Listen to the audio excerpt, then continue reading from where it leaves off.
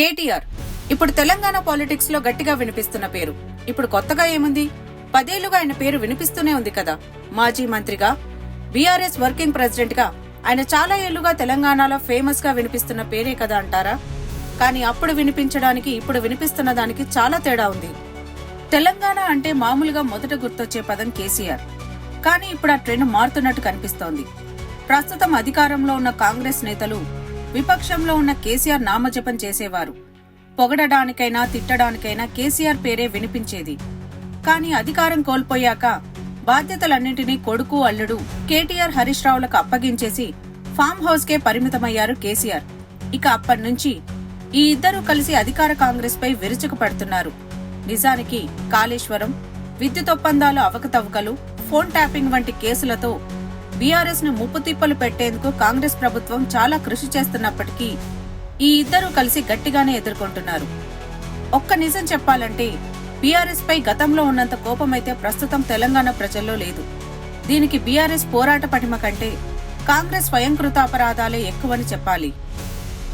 ఒకసారి కొన్ని రోజులుగా తెలంగాణ పాలిటిక్స్ లో కేటీఆర్ నామజపం వినిపిస్తోంది. రగచర్ల కుట్ర చేసిందెవరు? కేటీఆర్.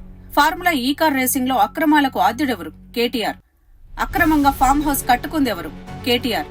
తన బామ్మర్ది రాజ్ పాకాలకు అండగా ఉందెవరు? కేటీఆర్. భూదందాలు చేసిందెవరు? కాళోజీ కళాక్షేత్రం కట్టకపోవడానికి కారణమెవరు? ఇలా ఏ ప్రశ్న అయినా సమాధానం కేటీఆరే అంటున్నారు కాంగ్రెస్ నేతలు, మంత్రులు, సీఎం. ఇలా ప్రతి ఒక్కరు కేటీఆర్ నామజపం చేస్తున్నారు.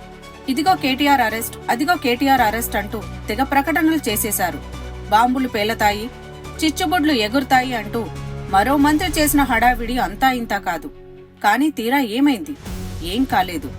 కేటీఆర్ ఇప్పుడు కాంగ్రెస్ నేతలు చేసిన విమర్శలన్నింటినీ తనకు అనుకూలంగా మార్చేసుకున్నారు. హైదరాబాద్ బ్రాండ్ కోసమే ఫార్ములా ఈ రేసింగ్ అంటున్నారు. భాగ్యనగరం కోసం నేనే డబ్బు అడ్జస్ట్ చేయమన్నాను, రూపాయి సొంతంగా వాడుకున్నది లేదని ఓపెన్ గా చెబుతున్నారు. ఫామ్ హౌస్ అక్రమమైతే కూల్చేయండి అని చెబుతున్నారు. తన బామ్మర్ది ఇంట్లో జరిగింది రేవ్ పార్టీ కాదు, గృహప్రవేశానికి సంబంధించిన పార్టీ. అందులో 7 ఏళ్ల నుంచి 70 ఏళ్ల వయసున్న వారందరూ ఉన్నారు, అందులో తప్పేముందని చెబుతున్నారు.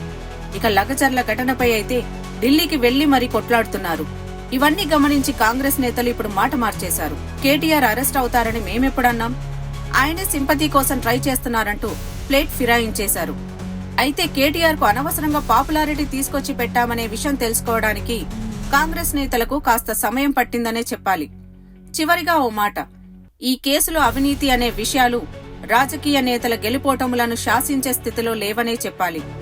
ఎందుకంటే ప్రస్తుతం తెలంగాణ సీఎంగా ఉన్న సీఎం రేవంత్ రెడ్డి ఒకప్పుడు ఓటుకు నోటు కేసులో పక్కా ఆధారాలతో సహా అడ్డంగా దొరికిపోయారు. ఆయనే సీఎం కాగా లేనిది మరెవరినో అరెస్ట్ చేస్తే వారి రాజకీయ భవిష్యత్తు ముగుస్తుందనుకుంటే అది అవివేకమే కదా.